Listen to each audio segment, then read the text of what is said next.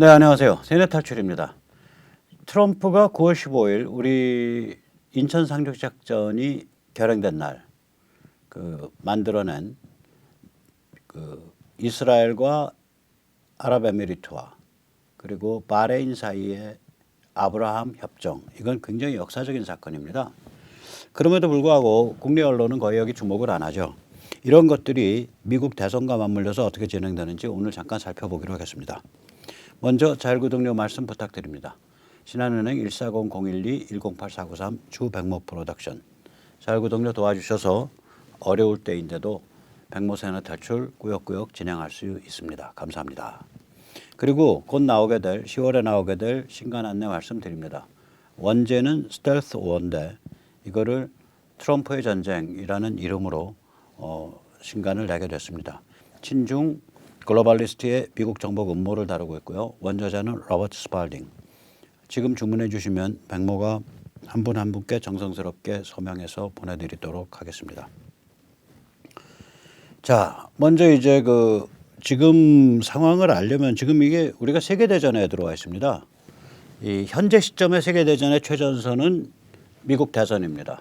근데 이게 불과 이제 12월 앞으로 한 3개월, 12월에 접어들면 3개월도 안 남았죠. 2개월 반. 대선을 기준으로 하면 2개월 정도 후에는 세계대전의 최일선이 한반도, 한국으로 옮겨오게 됩니다. 그래서 지금 너무 이렇게 국내 사정이 답답하고 짜증나더라도 마음 단디 드시고 여러 네트워크나 소조직, 소그룹 이거 형성하시는 것을 다져주시기 바랍니다. 또 관점과 가치를 다져주시기 바랍니다. 지금 미국에서 진행되고 있는 세계대전은 챕터 1입니다. 챕터 2는 한반도에서 진행됩니다. 이걸 왜 세계대전이라고 부르냐? 약 5가지에 걸쳐서 전혀 다른 두 개의 세계관, 두 개의 가치, 두 개의 전략이 부닥치고 있기 때문입니다. 트럼프는 미중 대결을 추진합니다. 그에 반해서 바이든은 미중 밀어를 추구합니다. 트럼프는 결국에 가서는 중국 공산당 인민해방군 체제를 약화시키고 해체시키는 것을 추진합니다. 그것에 비해서 바이든은 중국 공산당 인민해방군 체제를 받들어 모시는 것을 추진합니다. 그 다음에 트럼프 진영은 자유보수를 추진합니다. 그에 반해서 바이든은 이번에 BLM 폭도를 이렇게 지원하는 데서 단적으로 드러났듯이 해체와 앙심을 받들어 모십니다. 그 철학이.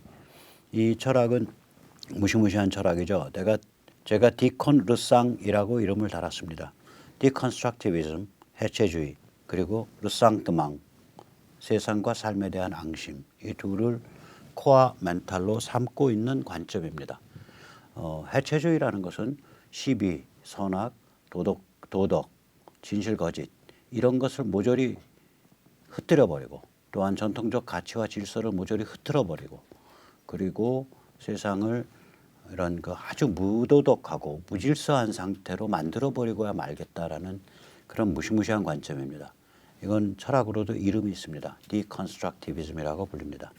르상트망은 앙심이라고 부르죠. 이건 정치 철학의 이름이 있는 말이고요. 이 단어를 제일 먼저 제대로 사용한 사람은 프리드리히 니체였습니다. 즉 다시 말해서 삶과 세계에 대해서 복수욕, 원한을 가지고 있는 상태를 뜻합니다. 공산주의라든지 나치라든지 텐노 전체주의라든지 전부 그 본질에 가면 결국은 해체와 앙심입니다. 디콘 르상입니다. 디콘 르상이 근본이고 그것의 표현 형태가 어떨 때는 무정부주의, 어떨 때는 공산주의, 어떨 때는 극좌, 어떨 때는 예를 들면은 PC 좌파 이렇게 나타나는 겁니다. 자, 그 다음에 이제 세 번째로 트럼프 진영은 가치 기반 주권 체제, value based sovereign 시스템을 추진합니다. 즉 가치 기반 주권 국가들이 세계 각 방방곡곡에서 강화되어 이들이 네트워크를 이루는 그러한 세계 질서를 추진합니다. 반면에 바이든 진영은 글로벌리스트 금권 관료 체제입니다. 플루토크라시, 뷰로크라시 이것을 추진합니다. 이들은 미국과 서유럽에서 주권 국가가 강화되는 것을 극도로 염호합니다. 오직 돈가방과 전문 지식으로 중무장된 그러한 글로벌리스트 금권 체제의 승자들이 세상을 휩쓰는 그러한 상태를 원하며 그것을 또 보호해주는 보호막으로서 뭐 유엔이라든지 WHO라든지 국제 형사재판소 ICC라든지 이런 종류의 몇 명의 그 전문가들이 모여서 서로 주어주는 그러한 글로벌리스트 관료 시스템을 선호합니다. 금권과 관료 체제를 좋아한다는 점에서 이들은 본질적으로 친중입니다. 친중, 중국 공산당 보면은 결국 금권과 국가 관료 체제입니다. 글쎄요, 문팔육도 똑같지 않을까요? 또 거기에 대해서 길을 못 펴고 있는 조중동 국민의힘도 똑같지 않을까요? 이를 결국은 글로벌리스트 금권 관료 체제의 또 다른 얼굴에 지나지 않는다. 저는 그렇게 생각을 합니다. 네 번째로 트럼프 진영은 이건 제가 이름을 달은 겁니다. 네오파퓰리즘입니다. 신파퓰리즘, 보수 파퓰리즘입니다. 지금 우리 눈앞에 펼쳐지고 있는 이 신문명, 우리가 흔히 문명이니 역사니 할 때 그 변별점을 문자의 발명으로 규정을 합니다. 문자의 발명. 그러면은 우리가 이미 문자 시대를 넘어서서 수십억 명의 인류가 지구 끝에서 끝까지 어디에 있든 간에 실시간으로 멀티미디어 원투원 면대면 통신을 할 수 있는 상태에 갔다. 이건 문명이 달라진다는 소리죠. 문자 하나 발명된 것 같고 문명과 역사가 시작됐다라는 얘기는 이제 달라졌다는 소리예요. 이 신문명에 있어서 민초 자유민주주의는 어떤 형태로 나타날 거냐. 저는 그것이 지금 우리가 트럼프 현상에서 보여지고 있는 네오파퓰리즘, 네오 보수 파퓰리즘이라고 생각됩니다. 그것이 실험되고 있는 거고 저희들은 PC 엘리티즘입니다. PC라는 것은 아시다시피 정치위선 낙인질이죠. 아 저거는 인종주의자야. 아 저거는 성차별주의자야. 아 저거는 극우야. 아 저거는 전쟁과학이야. 아 저거는 친일파야. 아 저거는 파시즘이야. 이 낙인을 누가 찍냐 이거예요. 엘리트가 찍는 거예요. 먹물들이. 그러면 군중은 돌팔매질을 갖고 있다가 쫙 던지는 거예요. 때려 죽여라. 친일파 때려 죽여라. 이게 PC 엘리티즘이죠. 군중은 폭도화돼 있고. 얘들 이거 추진하고 있는 거예요. 그다음에 다섯 번째. 트럼프는 싫든 좋든 아마 그걸 이미 각오하고 있다고 생각하는데 미중 전쟁을 밀고 나가면 북한을 접수 해방시킬 수밖에 없습니다. 북한 접수 해방은 필연입니다. 미중 전쟁 밀고 나가면 앞에 네 가지 밀고 나가면 다섯 번째는 필연이에요. 그러면 우리가 거기서 노려볼 수 있는 건 뭐냐? 일체제 이국과 가치 통일입니다. 남쪽에선 자유대한민국, 북쪽에선 자유조선. 그러나 둘 다 체제는 같아요. 일체제 이국과 가치에 있어서 같다 이거예요. 체제와 가치에 있어서. 우리 그걸 이번 기회에 노려볼 수 있어요. 반면에 바이든이 되면요. 결국은 한반도가 중국 식민지가 됩니다. 이 메인랜다이제이션, 본토화라는 단어가 이게 홍콩 사람들이 쓰는 단어거든요. 홍콩을 중국과 동질적인 체제로 만들어간다. 이걸 메인랜다이제이션이라 그래요. 문팔육이 지금 바라보고 있는 건 뭐냐면 대한민국을 중국과 같은 체제로 만들어 가겠다는 거예요. 저는 문팔육이 솔직히 말하면 북한 간첩보다는 중국 간첩에 가깝다고 생각합니다. 그러면 조중동이나 국민의힘은 뭐냐? 같아요. 단지 그 과정에서 조금 숨 좀 쉬고 좀 살 수 있을 거야 이렇게 착각하는 useful idiot. 아주 소중한 바보들. 옛날 공산주의자들이 거기서 useful idiot라는 단어를 썼잖아요. 거기에 아주 소중한 바보들이 있다. 자기들 딴에는 자유가 좋아요. 리버럴이 좋아요. 뭐 정당한 게 좋아요. 도덕적인 게 좋아요. 이렇게 떠드는데 실제로 결과는 하나하나는 사회를 해체하고 국가를 해체해서 빨갱이 앞에 국가와 사회를 갖다 바치는 그러한 자들. 이게 유스풀 이디어트인데 좋게 봐줘서 중국 공산당 시진핑의 유스풀 이디어트가 쓸모있는 바보가 조중동과 국민의힘이고 나쁘게 보면 시진핑 중국 공산당의 간첩에 의해서 조종당하고 있는 허수아비들에 지나지 않는다. 지금 상태가 그렇다. 그러니까 한반도가 중국화되는 거 피할 수가 없다. 그 경향으로 막 치달을 거다. 이번 트럼프가 깨지면 이런 건곤일척의 승부수가 지금 걸려 있습니다. 그래서 우리가 이 5개의 이런 그 건곤일척의 그 승부처가 걸려 있기 때문에 이걸 세계대전급이라고 봐야 된다. 이 승부가 일단 결판이 나고 나면 사실은 위에 4개가 결판 나는 거거든요. 그러면 마지막 5번째 한반도에 관한 문제가 세계대전의 최일선으로 확 떠오르는 거예요. 위에 4개는 지금 미국이 최일선이 되어 있는 거고 이게 한번 결판이 나는 거거든요. 이번 대선에서. 그럼 그다음에 한반도가 최일선으로 탁 튀어오르는 거죠. 자, 그렇습니다. 이게. 자, 이런 상황에서 지금 미국이 이번에 트럼프가 어마무시한 일을 했습니다. 아브라함 협정. 협정 이름도 참 이상하죠. 아브라함 어코드. 국내 언론이 완전히 외면하고 있는데 정말 조중동 이거 진짜 정말 침을 뱉고 발로 비벼버리고 싶은 그런 증오심이 듭니다. 이것은 앞서 말씀드린 가치 기반 주권 체제의 어떤 교과서적 모델이 될 수 있는 협정입니다. 마치 우연의 일치인지 인천 상륙작전이 있던 날 이루어졌습니다. 미국 대통령 트럼프 앞에서 이스라엘 대표, 유나이티드 아랍 에미리트 대표, 바레인 대표가 백악관 마당에서 앉아가지고 국교 정상화, 지역 안보 협력, 교류 확대, 교류 전면 확대 이것을 약속하는 협정에 서명하고 서로 협정서를 교환했습니다. 그 다음번엔 쿠웨이트, 카타르, 오만으로 번질 겁니다. 최종적으로는 사우디아라비아까지 번질 겁니다. 그러면은 이게 어디를 포함하냐? 이스라엘, UAE, 바레인, 이집트, 요르단 5개가 지금 돼 있는 거거든요. 거기에 4개가 더해질 거예요. 쿠웨이트, 카타르, 오만, 사우디아라비아. 그래서 9개 국가가 아브라함 연맹을 만들게 될 겁니다. 아브라함 협정기구, 나토 같이. 이거는 제가 무슨 뭐 교회에 다니는 사람은 아니지만 이 아브라함이라는 이름을 쓴 이유가 있어요. 제가 언제 사우디 사람을 만나니까 이런 말을 해요. 유대인들하고 자기 사우디 사람들은 형제다, 그러니까 브라더인데 전 세계에서 가장 사이가 나쁜 브라더다 이렇게 얘기를 해요. 이게 왜 그러냐면 아시다시피 그 무슬림의 가르침이 구약을 같이 쓰잖아요. 신약 인정을 안 하죠. 즉 다시 말해서 예수를 메시아로 인정을 안 하죠. 유대교도 그렇죠. 구약 같이 쓰고 신약을 쓰질 않죠. 그러면은 이 아브라함 연맹이라는 건 뭐냐면은 결국 구약 연맹이라는 소리예요.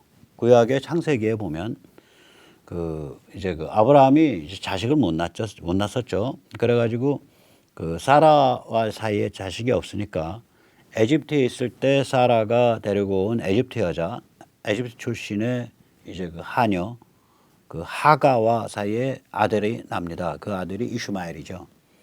그 모비딕에 보면 첫 문장이 My name is Ishmael 그렇게 나갈 겁니다. 내 이름은 이슈마엘이다.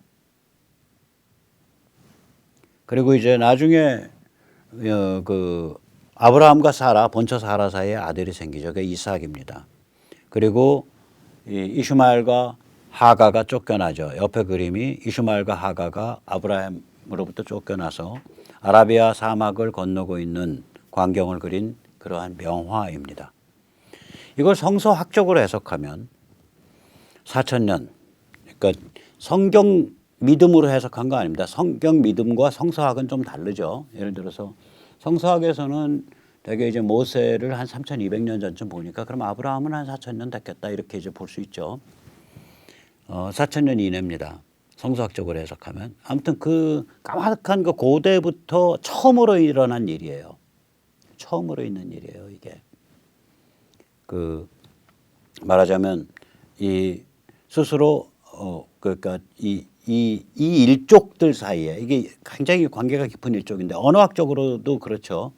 거의 언어가 같고요. 음식도 굉장히 유사합니다. 서로 바꿔 먹을 수 있어요, 음식을. 그러니까 전통 유대 음식, 그 다음에 뭐 요르단 음식, 사우디아라비아 음식 서로 바꿔 먹어도 굉장히 입에 잘 맞을 정도로 음식도 유사하고 그 굉장히 그 관계가 깊은 민족이에요. 깊은 민족들이에요. 그래서 이게 이제 그 아브라함 협정이라는 이름을 가졌다는 게 굉장히 의미심장하죠. 그 이름이 내용이 결국 기독교인, 무슬림인, 유대인인 이 셋 다 구약을 받드는 집단이에요. 그러니까 우리가 최소한 구약에 관해서는 서로 동의하지 않냐. 형제 아니냐. 이 협정의 이름에 담긴 뜻이 그겁니다. 그래서 저는 감히 앞으로 이게 아브라함 동맹으로 발전할 거다. 그렇게 생각을 합니다. 아브라함 동맹을 상상하면 이렇게 됩니다. 중동 서남아시아는 2+3 체제가 됩니다. 아브라함 동맹 그러면 이제 이스라엘, 사우디, UAE, 쿠웨이트, 요르단, 바레인, 카타르, 오만, 이집트 아까 10개였는데 이스라엘, 요르단, 이집트 그 다음에 UAE, 바레인 9개죠. 맞죠? 그 다음에 쿠웨이트, 카타르, 오만 그리고 맨 마지막에 들어오는 맹주, 사우디 이렇게 해서 9개 국가로 이루어진 아브라함 동맹이 만들어질 겁니다. 원래 이집트는 여기 이제 못 들어오는데요, 사실. 이집트 사람 보고 너 아랍인이지 그러면 무지하게 화냅니다. 이집트 사람들은 아랍인이라는 게 존재하기 전부터 까마득한 옛날부터 자기들은 문명을 만들어 온 사람들이라고 생각을 해요. 그러나 이집트는 처음부터 지금 이스라엘과 이미 국교가 성립되어 있는 데다가 이집트는 유대인이 처음 선택한 정착지죠. 그리고 하가의 고향이죠. 그리고 아브라함의 거의 최종 방문지가 에집트죠. 에집트에서 그 사람을 압도하는 거대 피라미드와 파라오 신앙을 보고 거기서 무릎을 꿇는 대신에 저거 아니야 라고 꽃펴치고 돌아 나와서 아브라함 신앙을 완성한 거 아니에요. 유일신 하나님 신앙을. 그러니까 마지막 고비라고 해요. 저게 유대인들 관점에서는. 구약 탄생의 마지막 고비가 이집트였다고요. 그다음에 이스라엘 유대 민족이 성립하게 된 그 요람이 에집트였다고요. 그러니까 여기 참 그 아브라함 협정이라고 이름을 다른 게 이게 보통이 아니에요. 아브라함이 마지막 방문에서 이거 넘어서야지. 아브라함의 마지막 허들이 이집트였고 그 다음에 유대인이 아닌 다른 아랍인 쪽 사람들의 어머니라고 받들어지는 상징 하가가 이집트 여자고 유대인의 첫 정착지가 이집트고 유대인의 그 대규모 정착지가 이집트죠. 저기 야곱 때 다 옮겨가서 이집트에 가니까 그 다음에 유대인의 민족됨이 완성되도록 다져준 것이 이집트고 그 이집트가 들어온 거예요. 들어간다고 봐요. 그러면 9개 국가입니다. 거기에 플러스 하나 더 붙습니다. 이라크까지. 이라크는 이게 순수하지 않아요. 이라크는 그 안엔 시아, 수니, 쿠르드 다 존재하는데 어디 가서 따로 붙을 데가 없어요. 여기 와서 붙게 될 겁니다. 이라크는. 여기 와서 붙게 돼요. 그래서 이게 아브라함 동맹이 형성될 겁니다. 10개국이죠. 이라크까지. 그러면 그 다음에 하나가 이제 이란이죠. 이란은 시아파 페르시. 이 페르시아인들을 페르시라고 부릅니다. 이제 언어학적으로는. 여기서 보면 이제 흰색이 아까 말한 그 10개 국가가 아브라함 동맹이고요. 그 다음 횡으로 이렇게 그 줄이 가진데 저기가 이란 페르시죠. 그 페르시라는 점에서는 맨 오른쪽에 빗금 가진데 페르시라는 점에서 맨 오른쪽 빗금 가진데 즉 아프가니스탄 저게 이제 파키스탄인데 저기랑 같은데 사실은 언어나 기타 등등이 종교가 여긴 순이에요. 페르시인데 순이에요. 그래서 이거 따로 봐야 돼요.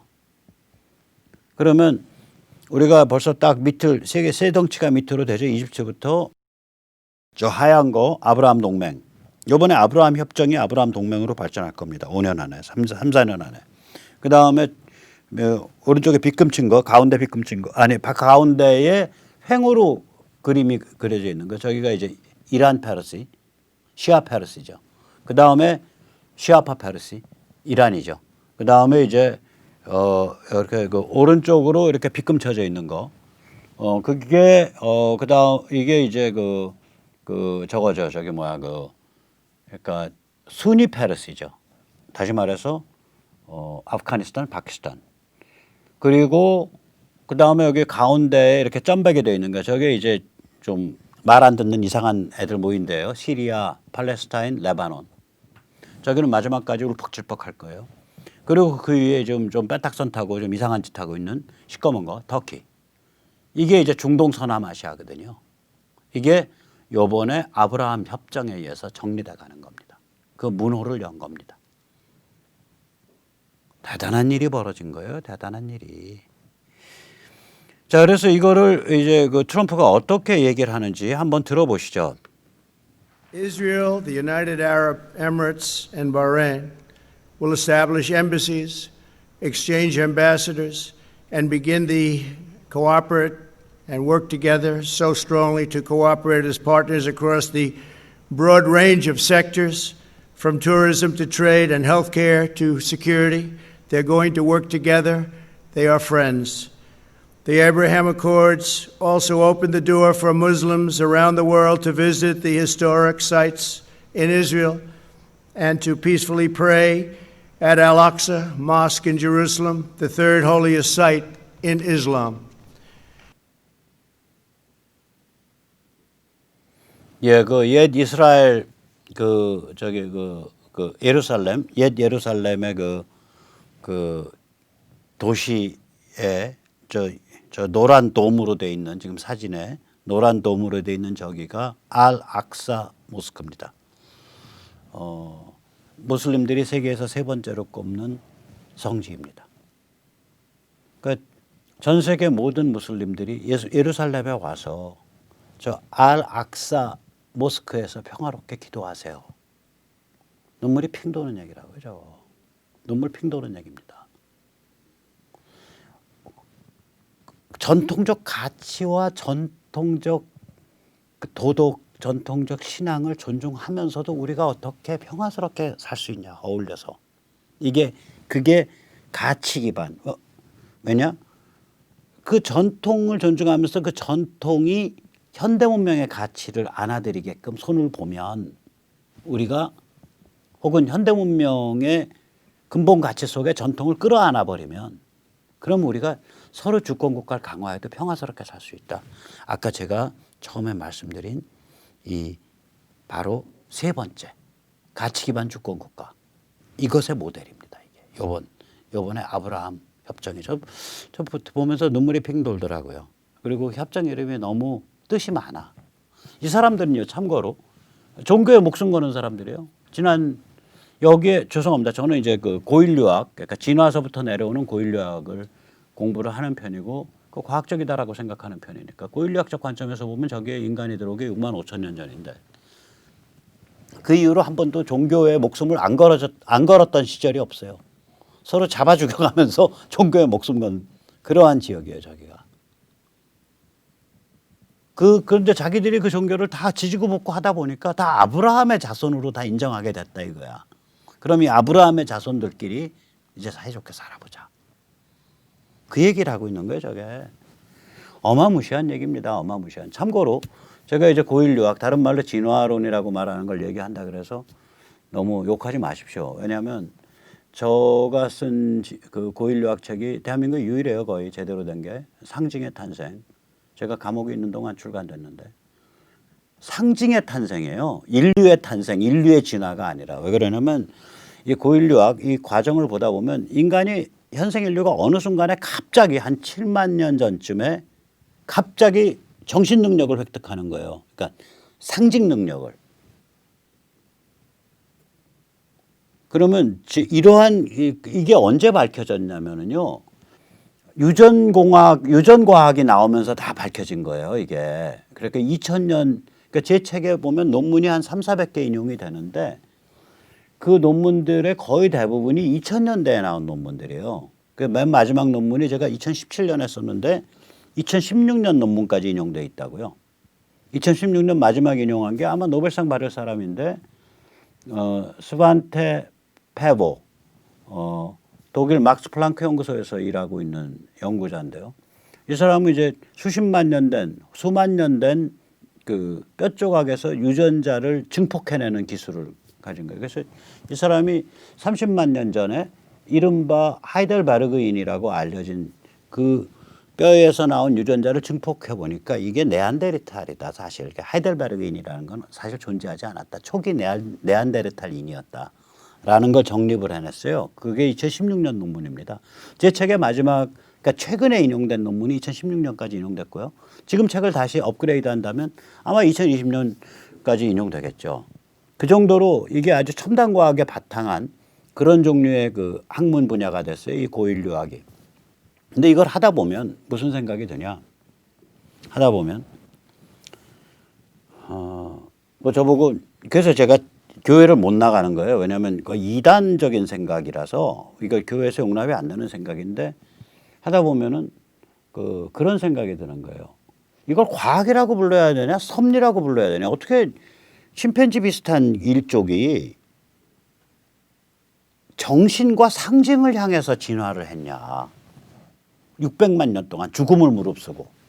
그 침팬지 쪽이랑 갈린 게 600만 년 전이거든요. 그리고 나서 엄청난 그 멸종 위기를 겪어요. 왜 그러냐면 무슨 날카로운 발톱으로 진화한다든지 튼튼한 아구지로 진화를 한다든지 엄청난 근육으로 진화를 한다든지 뭐 엄청난 유연성으로 진화한다든지 이런 게 아니라 이거 정신 심지어 영혼을 향해서 진화했다고요.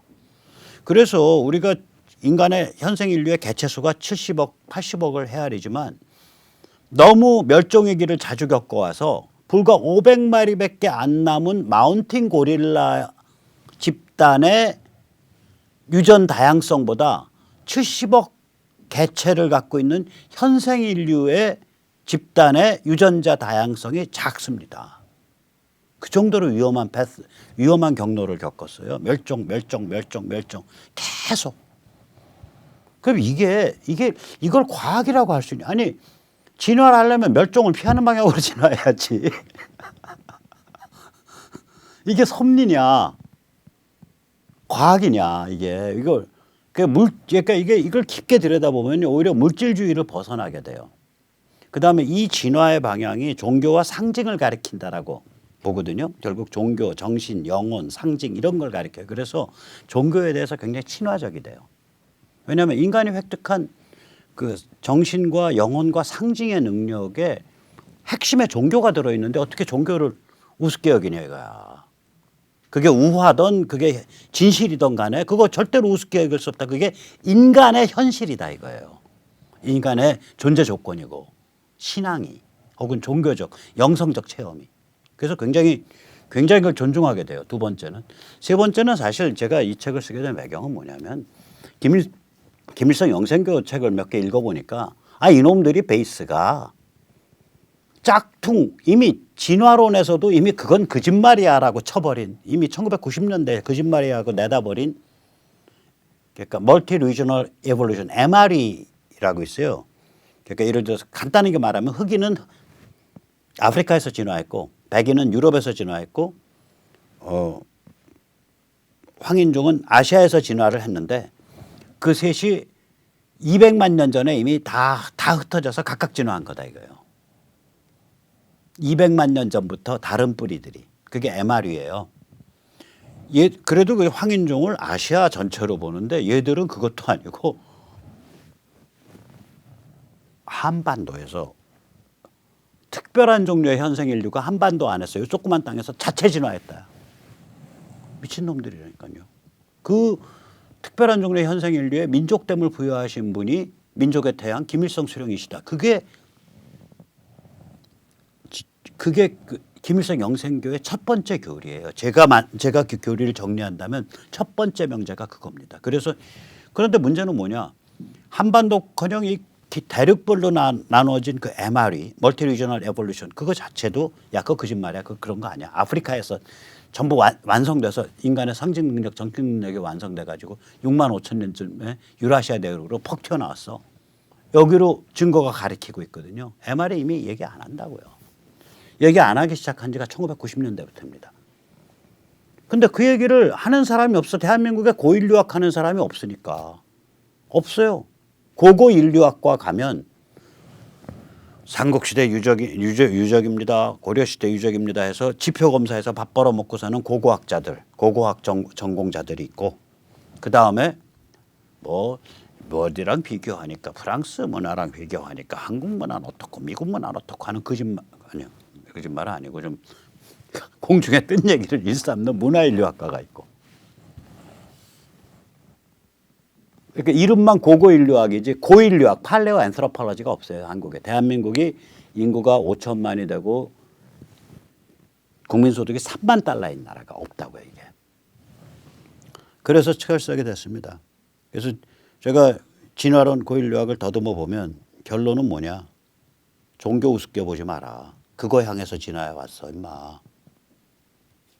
그다음에 정신 상징 영성을 향해서 진화해 온 거야. 그 진화 굉장히 그 섭리라고밖에 부를 수 없는 정도로 멍청한 진화예요. 왜냐? 그 길 걸어오면서 600만 년 동안 멸종 위기가 수백 번이야. 수백 번. 이런 결론에 도달하는 거예요. 이게. 그 대신에 이게 이제 일반적으로는 교회에서 가르치는 것과는 상당히 다르기 때문에 가르치는 것과는 교회 같은 데 가면은 괜히 여러 분란 일으키니까 안 가죠. 자, 그렇습니다. 제가 고백을 하면. 그래서 아무튼 이런 현상이고요. 아까 말씀드린 이런 일이 벌어졌고요. 자, 이런 상황인데 상황이 이렇게 가니까 이제 그 바이든 쪽은 거의 매일매일 실수의 연속이에요. 이것도 며칠 전에 있던 실수인데 카말라 해리스가